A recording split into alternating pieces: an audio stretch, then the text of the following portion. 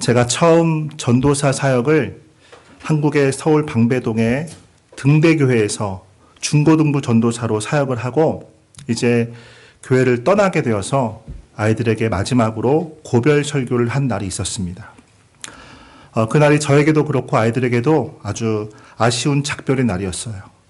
그때 제가 처음 전도사하면서 아이들 토요일마다 교회로 불러내서 하루 종일 아이들이랑 토요일 날 놀고 또 시험 기간에는 주중에도 불러내서 계속 아이들 공부시키고 함께한 시간이 많았고 추억이 많아서 참으로 아쉬운 마음으로 작별을 하게 된 그런 날이 있었습니다.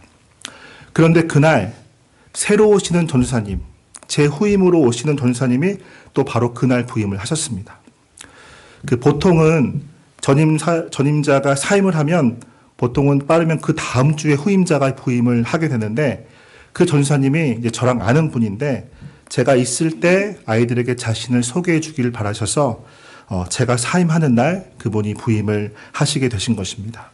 자연스러운 교체가 이루어지게 하려고 했던 것이죠. 그래서 그날이 아이들에게는 참 묘한 날이었습니다. 환송과 환영을 함께하는, 그동안 정들었던 사람을 떠나보내는 아쉬움과 또 새로운 사람을 맞이하는 기대가 교차하는 참 묘한 날이었어요. 이별의 아쉬움과 또 만남의 기쁨이 함께 있는 그런 묘한 날이었습니다. 여러분, 종려주일이 바로 그런 날입니다. 종려주일은 예수님께서 십자가를 지시기 위해서 예루살렘에 입성하신 것을 기념하는 날이죠. 당시 사람들이 예수님을 맞이할 때 종려나무 가지를 흔들면서 예수님을 맞이했다고 해서 종려주일이라는 그런 말이 나온 것입니다. 이날 예수님을 사람들은 아주 기쁨으로 맞이했어요. 아주 영광스럽게 예수님은 환호를 받으면서 예루살렘에 들어가셨습니다.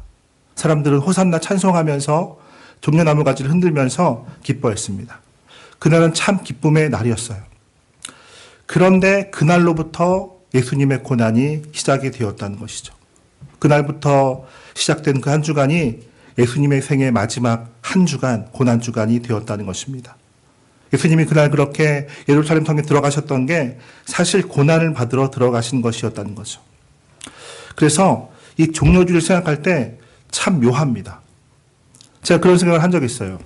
종려주일은 기뻐하는 날인가, 슬퍼하는 날인가, 환호하는 날인가, 엄숙히 지내는 날인가, 그런 생각을 한 적이 있어요.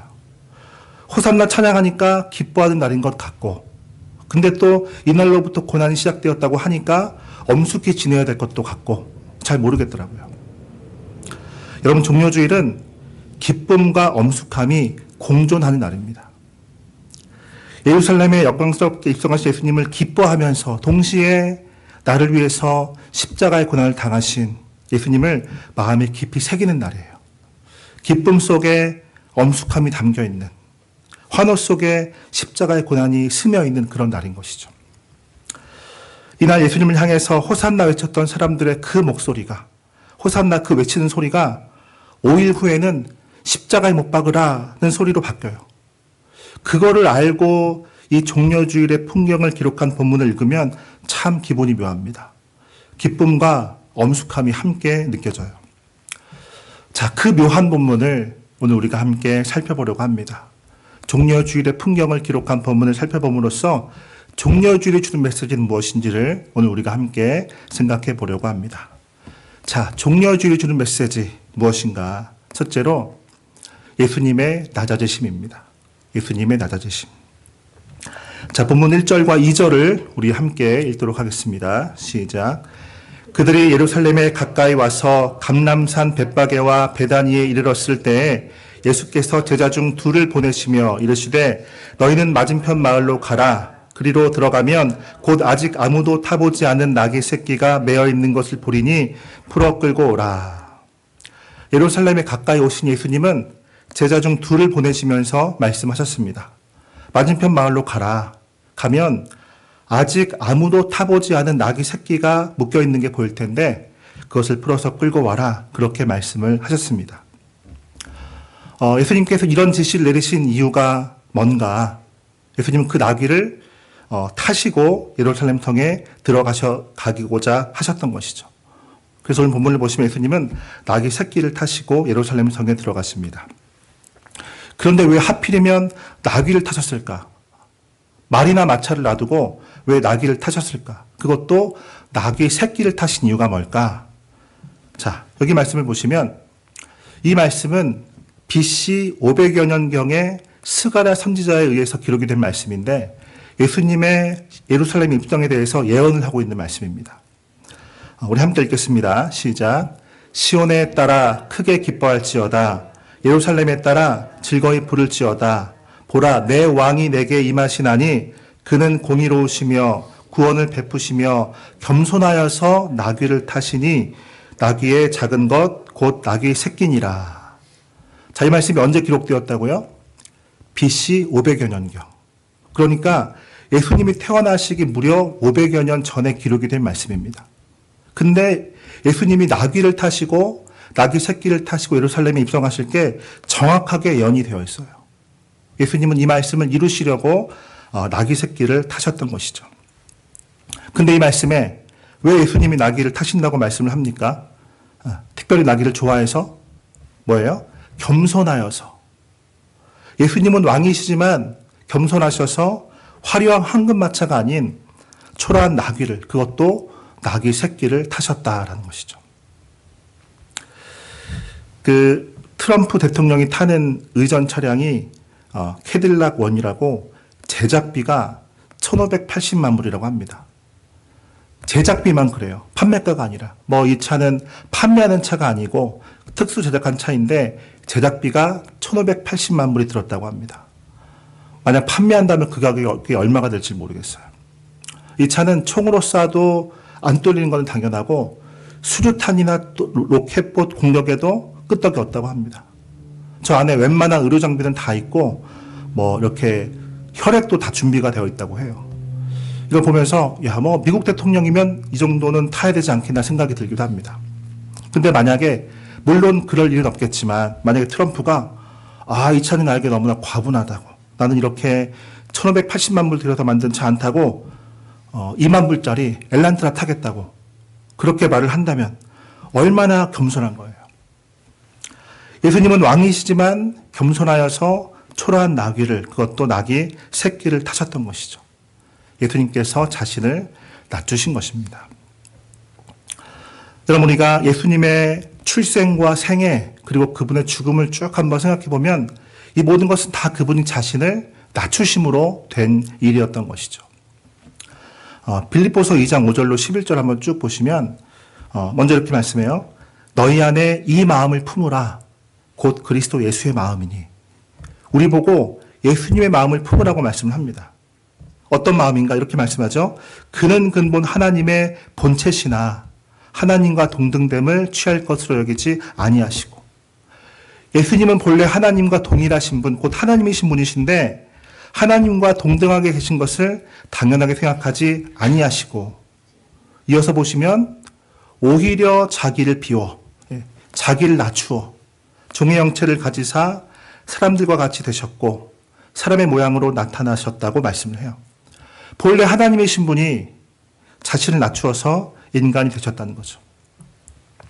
여러분, 예수님이 사람의 몸으로 이 땅에 오셨다는 게 이게 얼마나 자신을 낮추신 건지 몰라요. 예수님 본래 하나님이십니다. 하늘 보좌에 앉으셔서 온 우주 만물을 다스리시는 분이세요. 그런데 그러신 분이 이 우주로 내려오셨는데 이 우주에 있는 수많은 별들 중에서도 이 지구라는 작은 별에 오신 것이죠. 그리고 그것도 거기에 살고 있는 60여 개 사람들 중에 한 연약한 인간의 몸으로 이 땅에 오신 거예요. 얼마나 자신을 낮추신 것입니까? 하나님이 피조물이 되셨어요. 창조주가 하나의 작은 창조물이 되신 것입니다. 그리고 예수님 이 땅에 오실 때 천둥번개 치고 회오리바람 불고 그렇게 멋있게 등장하지도 않으셨어요. 그저 초라한 마국간의 한 어린 연약한 아기의 몸으로 이 땅에 오셨습니다. 또 예수님이 어디 궁궐에서 왕궁에서 자라신 게 아니죠. 가난한 목수의 아들로 그렇게 자라셨습니다.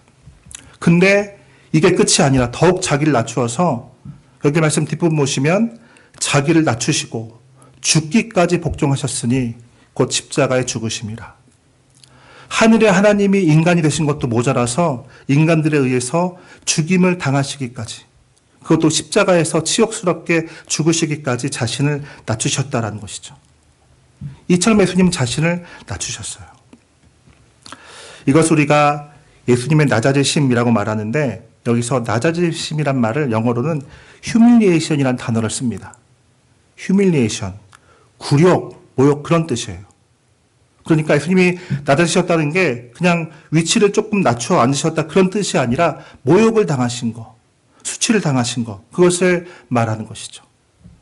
예수님은 모욕을 당하시고 수치를 당하시고 죽임을 당하시고 그렇게 낮아지셨어요. 왜는가? 누굴 위해서인가? 우리를 위해서, 우리를 구원하시기 위해서였던 것이죠. 근데 다시 여기 5절을 보시면 우리에게도 그러한 예수님의 마음을 품으라고 말씀을 하는 거죠. 너희 안에 이 마음을 품으라. 곧 그리스도 예수의 마음이니.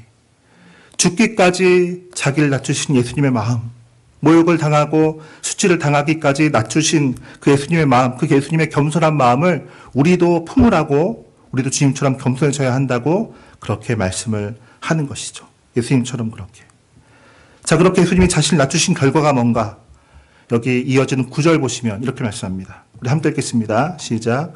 이러므로 하나님이 그를 지극히 높여 모든 이름 위에 뛰어난 이름을 주사. 예수님이 자신을 지극히 낮추셨더니 하나님이 또 그를 지극히 높여주셨다 하고 그렇게 말씀을 해요. 여러분, 우리도 마찬가지인 것이죠. 우리가 우리 자신을 낮추면 하나님께 우리를 높여주실 줄 여러분 믿으시길 바랍니다. 야고보서 4장 10절을 함께 읽겠습니다. 시작. 주 앞에서 낮추라. 그리하면 주께서 너희를 높이시리라. 여러분, 우리가 할 일은 뭡니까? 자신을 낮추는 일인 것이죠. 그러면 하나님 우리를 높이시는 것이죠. 내가 나를 높일 게 아니라 내가 할 일은 나를 낮추는 일이고 높이는 건 하나님께서 하시는 일인 것입니다. 그럼 예수님은 결국 그렇게 높아지시기 위해서 자신을 낮추셨는가? 아니에요. 예수님은 높아지기 위해서 자신을 낮추신 게 아니라 뭘 위해서요? 우리를 살리시기 위해서, 우리를 구원하시기 위해서 그렇게 끝까지 낮아지셨던 것이죠. 자, 그 예수님의 낮아지심을 보면서 우리를 위해 그토록 자신을 낮추신 예수님을 보면서 그 예수님의 마음을 품는, 예수님처럼 그렇게 자신을 낮추는, 그래서 하나님이 높여주시게 되는 것을 경험하게 되는 복된 하나님의 사람들이 되시기를 주의 이름으로 축복합니다. 자, 또한 종려주일이 주는 메시지 두 번째로 예수님의 주 되심입니다. 예수님의 주 되심. 자, 본문 3절을 보시면 예수님께서 두 제자에게 나귀를 끌어오라고 하시면서 또 이렇게 말씀하셨어요. 함께 읽겠습니다. 시작. 만일 누가 너희에게 왜 이렇게 하느냐 묻거든 주가 쓰시겠다 하라. 그리하면 즉시 이리로 보내리라 하시니. 그 묶여있는 나귀 새끼를 풀면 누군가가 그렇게 말할 거다라는 거죠. 왜 이렇게 하느냐? 그러면 주가 쓰시겠다 이렇게 말을 하라는 거죠. 주가 쓰시겠다 하십니다. 그렇게 말하면 즉시 그것을 이리로 보낼 것이다 라고 그렇게 말씀을 해요.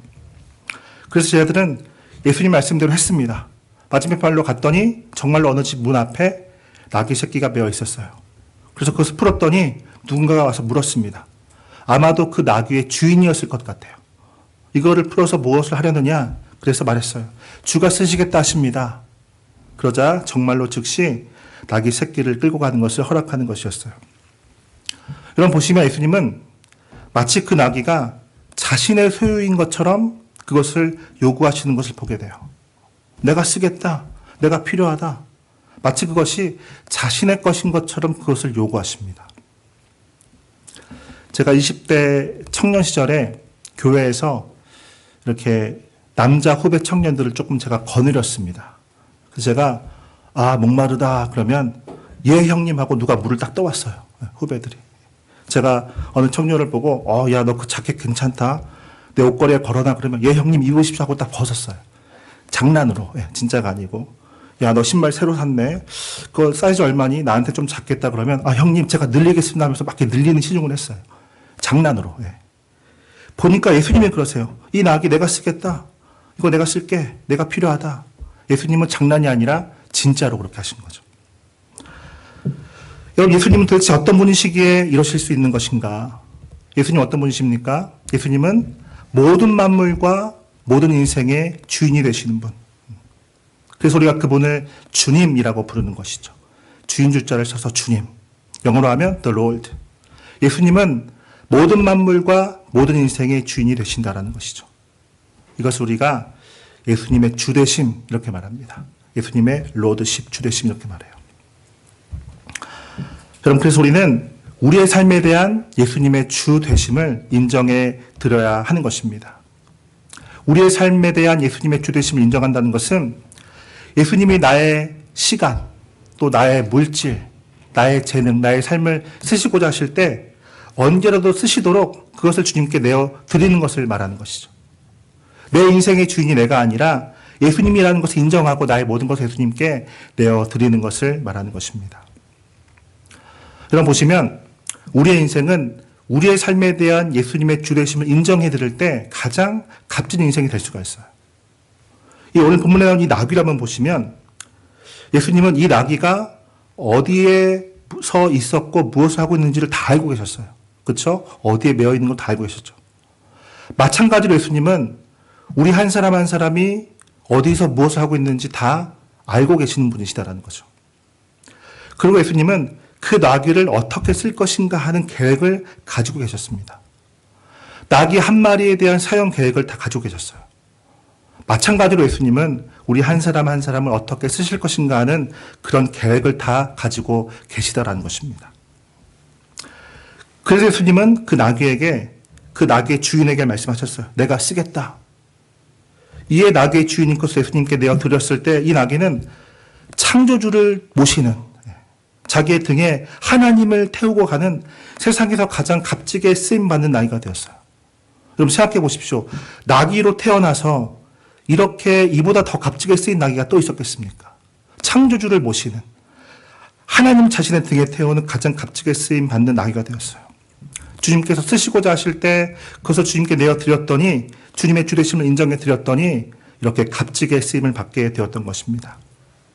이런 마찬가지로 우리가 우리의 삶에 대한 예수님의 주되심을 인정해 드린다면 예수님께 우리의 시간 또 우리의 물질 우리의 재능 우리의 삶을 예수님께 내어 드린다면 우리의 삶은 우리를 지으신 창조주 하나님의 뜻에 따라서 가장 값지게 가장 아름답게 가장 귀하게 쓰임받게 될 줄을 여러분 믿으시길 바랍니다. 주가 쓰시겠다 하실 때 예 주님 나의 시간을 쓰십시오. 나의 물질을 쓰십시오. 나의 재능을 쓰십시오. 나의 삶을 다 드립니다. 그렇게 나의 모든 것을 다 내어드릴 수 있는 그래서 정말 값지게 쓰임받는 삶을 살아가는 복된 하나님의 사람들이 되시기를 주의 이름으로 축복합니다. 자 또한 종려주일이 주는 메시지 마지막 셋째로 예수님의 왕되심입니다. 예수님의 왕되심. 자 그렇게 예수님은 제자들이 끌고 온 나귀 태기를 타시고 예루살렘 성으로 들어가셨습니다. 그때 많은 사람들이 환호하면서 예수님 맞이하는데 그 모습을 보니까 자기들의 겉옷을 벗어서 길바닥에 펴고 또 종려나무 가지를 베어다가 길바닥에 깔고 또 종려나무 가지를 흔들면서 노래하면서 예수님을 맞이했습니다. 이러한 행동은 당시 왕을 맞이할 때 하는 행동이었다고 합니다. 그러니까 이날 사람들은 예수님을 왕으로 맞이했던 것이죠. 예수님을 왕으로 기쁘게 맞아들였던 것이죠. 예수님 우리의 왕이 되신다는 것입니다. 그래서 그들은 이런 노래를 예수님을 향해서 불렀어요. 본문 9절로 10절 함께 읽겠습니다. 시작. 앞에서 가고 뒤에서 따르는 자들이 소리 지르되 호산나 찬송하리로다. 주의 이름으로 오시는 이여 찬송하리로다. 오는 우리 조상 다윗의 나라여 가장 높은 곳에서 호산나 하더라. 호산나, 이제 구원하소서라는 뜻입니다. 이제 구원하소서. 그 고대 사회에서 왕은 구원자였습니다. 그의 백성들을 억압과 압제에서 구원하는 구원자였어요. 그래서 왕이 오면 기쁜 거예요. 와서 우리를 구원해 줄 테니까. 이런 사람들은 예수님을 왕으로 맞아들이면서 우리를 구원하시라고 호산나 우리를 구원하시라고 그렇게 예수님을 향해서 노래하면서 예수님을 왕으로 구원자로 기쁘게 맞아들였던 것이죠. 그런데 이날 사람들이 아주 크게 착각했던 것이 있었습니다. 그게 뭐냐면 그들은 예수님을 왕은 왕인데 정치적인 의미의 왕으로 생각을 했었다는 거죠. 그들은 예수님이 어떤 혁명을 일으켜서 로마의 지배로부터 유대민족을 독립을 시켜서 아주 강력한 그러한 새로운 나라를 세우실 것으로 기대를 하고 있었던 것이죠. 예수님을 정치적인 왕이 될 분으로 생각을 했었던 것입니다. 그런데 예수님은 그런 왕이 아니시죠. 여러분, 우리가 예수님을 왕이라고 부르는데 예수님은 어느 나라 왕이십니까? 어느 나라 왕이시죠? 우리가 2주 전에도 그런 말씀 나눴는데 예수님은 하나님 나라의 왕이세요. 하나님 나라의 왕. 하나님의 나라는 뭐 어디에 가면 있는 그런 장소가 아니라 하나님의 통치와 하나님의 다스림이 하나님의 나라예요. 하나님이 왕으로 다스리시고 통치하시는 곳이 하나님의 나라입니다. 예수님은 바로 그러한 하나님 나라의 왕이신 것이죠. 이 땅에 있는 어떤 나라의 왕이 아니라 정치적인 왕이 아니라. 그래서 보시면 오늘 본문에 나오는 사람들은 예수님이 누구신지를 잘 모르고 이렇게 했던 것입니다. 여러분, 이 사람들이 이날 이렇게 예수님을 왕으로 맞이해 놓고는 며칠 후에 또 예수님을 십자가에 못 박으라고 막 외쳐요. 그들은 예수님이 누구신지를 잘 몰랐던 것이죠. 왕이시라는 것을 알았는데, 그래서 그분을 왕으로 맞아들이기도 했는데 어떤 왕이신지는 몰랐어요. 결국 그들은 예수님을 잘 몰랐던 것입니다. 여러분, 예수님 왕이 맞습니다. 믿으십니까? 예수님 왕이세요. 그런데 정치적인 그런 세상 나라의 왕이 아니라 온 우주 만물의 왕. 온 우주 만물을 다스리시고 통치하시는 온 우주 만물의 왕. 또 우리네 인생들을 죄와 사망으로부터 구원하시는, 우리의 영혼을 구원하시는, 우리의 영혼을 사탄의 지배에서 자유케 하시는 그런 영적 의미에서의 왕이신 것이죠. 예수님 왕이세요. 온 우주 만물에 또 예수님을 왕으로 인정하는 모든 인생들의 왕. 이것을 우리가 예수님의 왕되심이라고 말합니다. 예수님의 킹십, 왕되심이라고 말해요. 여러분, 모든 사람들은, 이 땅에 사는 모든 사람들은 영적인 면에서 볼 때 두 나라 중에 한 나라에 삽니다. 영적으로 두 개의 나라가 있어요. 뭐랑 뭐가 있을까요? 하나님의 나라, 그 다음에 또 사탄의 나라, 사탄의 왕국. 그럼 모든 사람들은 예수님을 왕으로 모셔드리고 그분의 다스리심에서 살아가거나 아니면 사탄의 종이 되어서 죄와 사탄의 지배 아래 살아가거나 둘 중에 하나예요. 여러분은 어느 나라에 살고 계십니까? 예수님이 나의 왕이시라면 나는 하나님 나라에 지금 살고 있는 것이죠. 그리고 그렇게 하나님 나라에 살고 있다면 나는 예수님의 온전한 다스림과 통치 아래서 살아가야 하는 것이죠. 하나님 나라에 살고 있는데 내가 나의 왕이 되면 안 되는 것이죠. 내가 나의 왕이 되면 안 되고 예수님의 온전한 다스림과 통치 안에서, 그분의 온전한 이끄심 안에서 살아가야 하는 것입니다. 우리의 삶에 대한 예수님의 왕되심, 예수님의 킹십을 온전히 인정하여 드림으로 온전한 하나님 나라 백성으로 살아가는, 오직 왕되신 예수 그리스도의 다스림과 통치 안에서만 살아가는 복된 하나님의 백성들이 되시기를 주의 이름으로 축복합니다.